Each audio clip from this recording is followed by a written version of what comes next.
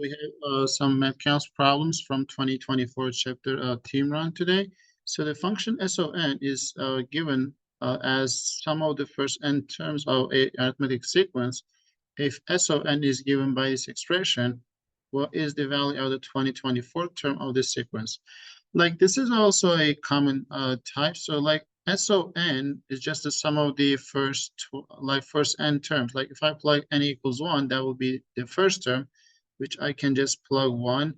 The SO1, which is going to be like 3 times 1 squared minus 2 times 1, which is equal to 3 minus 2, meaning that our first term is 1. And then if I want to do SO2, so that will be 3 times 2 squared minus 2 times 2. That's 4 times 3 is 12, minus 4 is 8. So from here, so we can see that that is increased by 7. Since we are told that's arithmetic sequence, it will be continued as that way. Okay, so that will be 1, 8, 7 more will be 15. And you can always check that. But the question that we have to be careful, we are told SO2, SO whatever, is the sum of the first n terms. So which means SON is actually sum of the first two terms, which means 8 is the first term plus the second term, which means the second term should be 7, not really 8. So we have to be careful. And then we are increasing by 6, which is going to be 13, our third term. So we can just check that. So if I want to find SO3, right, and then that will be just the 3 times 3 squared minus 2 times 3, and that will be 27 minus 6, which is 21. The 21 is the sum of the first three terms, which we can check that. So if you add these three, that is actually 21. We can see our reasoning was correct. So this is one way, which is going to take a bit longer, to be honest. And you can just list all these terms. And since we know how to deal with the arithmetic sequence, we can just say every time that we want to find the next term, we are adding 6 to our previous term. So if you want to find the second, we just add 1 6. The third, we got 2 6. So we are keep adding that number of 6. If we want to find the 2024 term, we are going to add 23 of those 6s to get our last term. So when we have this, and we can just add these by the arithmetic like series formula, or we can just like add these numbers side by side and then reverse the order and add these two sum, and then we can find from there. But it's going to take a while, but that's just the general way we use. But for this problem, we have actually a shortcut. I'm going to leave this approach for you guys to try and see if you can get the same result. But the second way, when we are told SON as the sum of the first n terms, right? So we can just 2024 term is, if I want to find the sum of the first 2023 terms, and if I want to find the sum of the first 24 terms, then take their difference. That should be my 2024 terms. I hope that was clear. So then SO 2024, which is the sum of the first 2024 terms, is equal to 3 times 2024 to the second power minus 2 times 2024. So this is the sum of the first 2024 terms. And if I want to find the S of 2023, meaning that the sum of the first 2023 terms, so that should be 3 times 2023 squared minus 2 times 2023.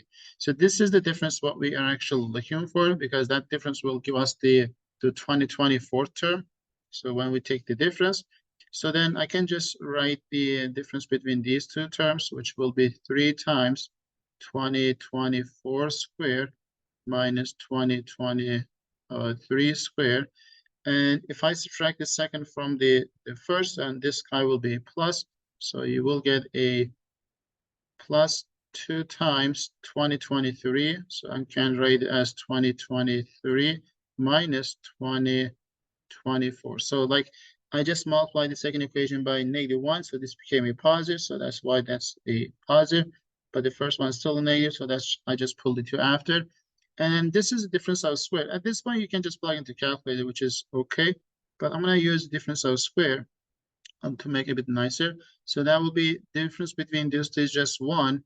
And if you add these, you will get 4047 and times 1, which is just itself, and then plus 2 times -1. And now you can multiply by 3. Even we can do this problem without a calculator. So if you want to plug into, you can, or you can just multiply by 4 by 4,000, which is 12,000, and then 4 by 40, and add these together.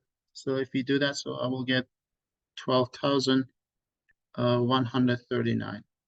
So this was a number 6. So I hope that was clear. So this is the approach we like to use instead of the first one, but still the first one still does work. So I will leave that as challenge for you to try to confirm our answer. Okay. So that was the number 6 on the team test. So here's the number 7. So this is a counting question. So we want to find the number of tuples that satisfy the equation. So since we are looking for the positive integer solution, so I'm going to start with A equals 1.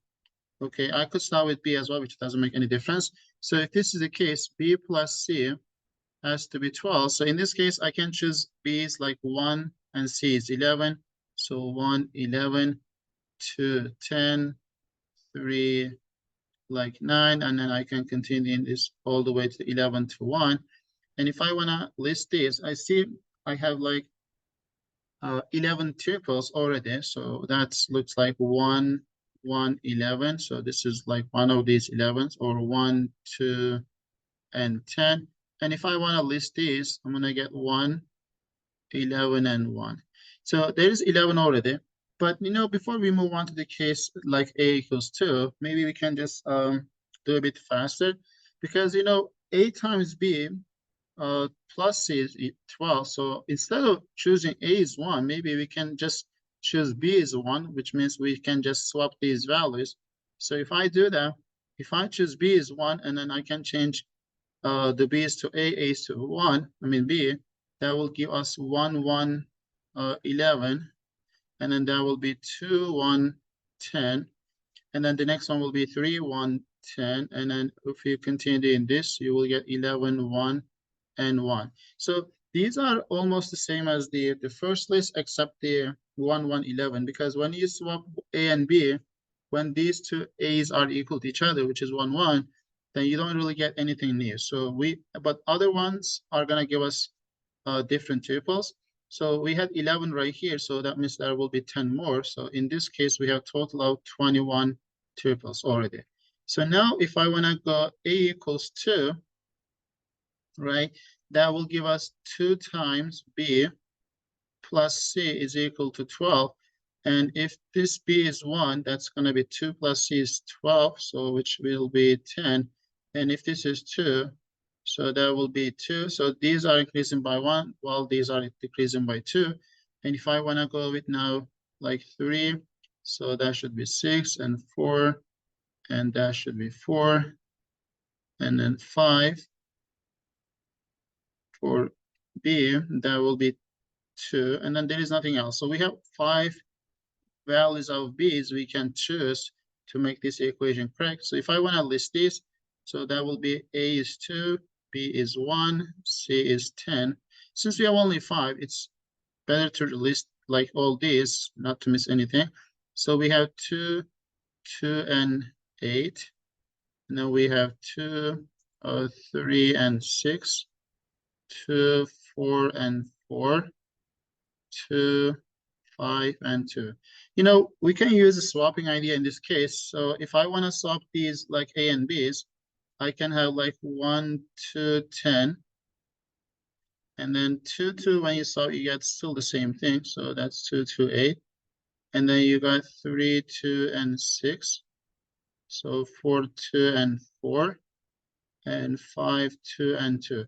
So, but we have to be careful because we already count 21 case right here. So we want to make sure none of these are going to be counted in this list either. So we had like 1, 2, 10 right here. And then when I saw 2, 1, 10, that is 1, 2, 10. This was counted. And 2, 1, 10 is also counted because when I swap 1, 2, 10 with like A and B's, I got 2, 1, 10. So this was already counted. So we just don't want to take those. And then 2, 2, when I swap those two equal values, I get the same triple, so which shouldn't be counted again. But the other ones never counted because we just choose A is 1 or B is 1, and then that was total of 21 cases. And then in our new tables, there's no ones. Okay, so we are safe. So there are 7 more to add to our list. So now, if I want to go to the last case, maybe, so A is 3. So if I choose A is 3, that will give us 3B plus C is equal to 12.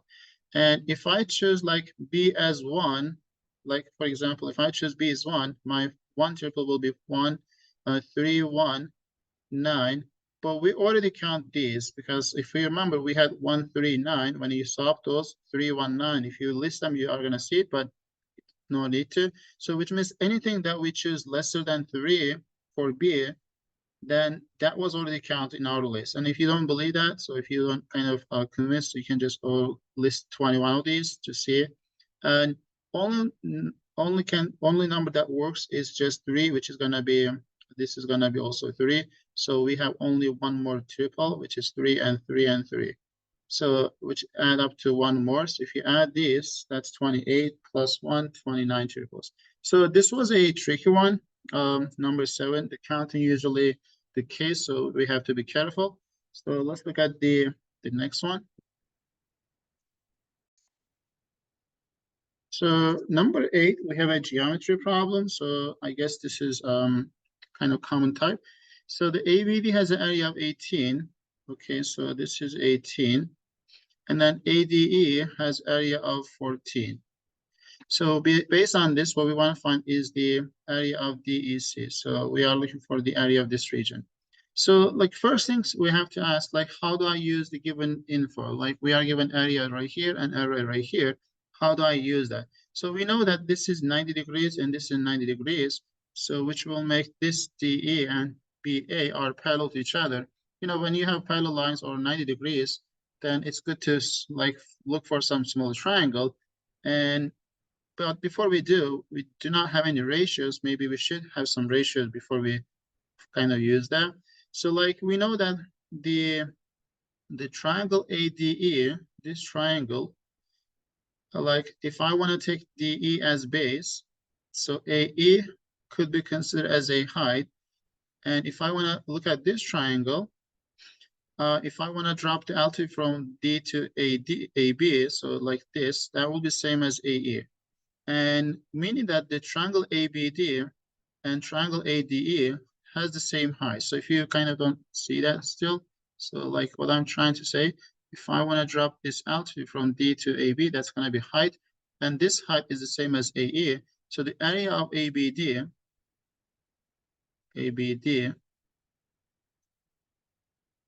is equal to, I'm going to call this is BH.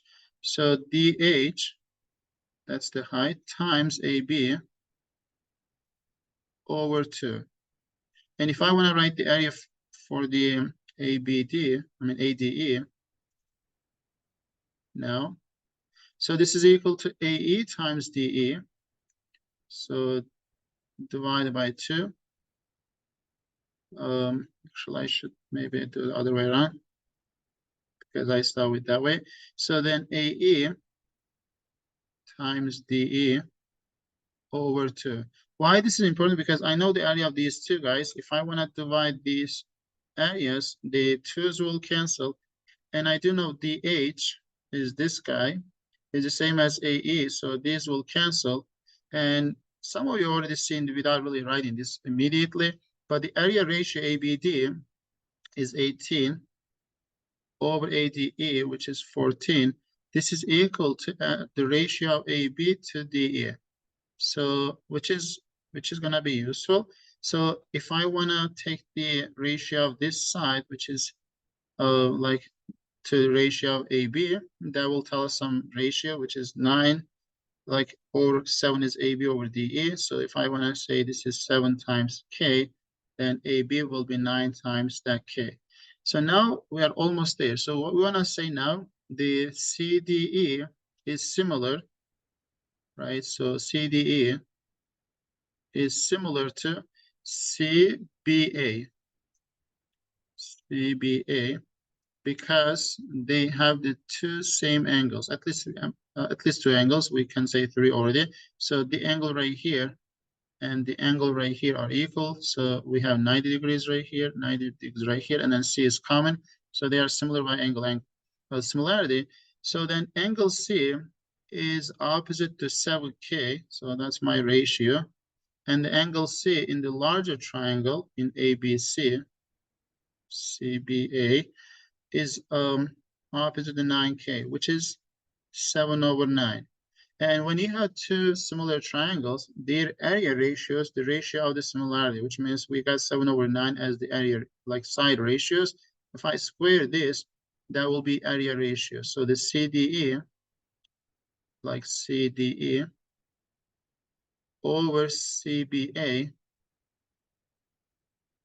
the area ratios, is going to be square of these guys, which is going to be 7/9 squared.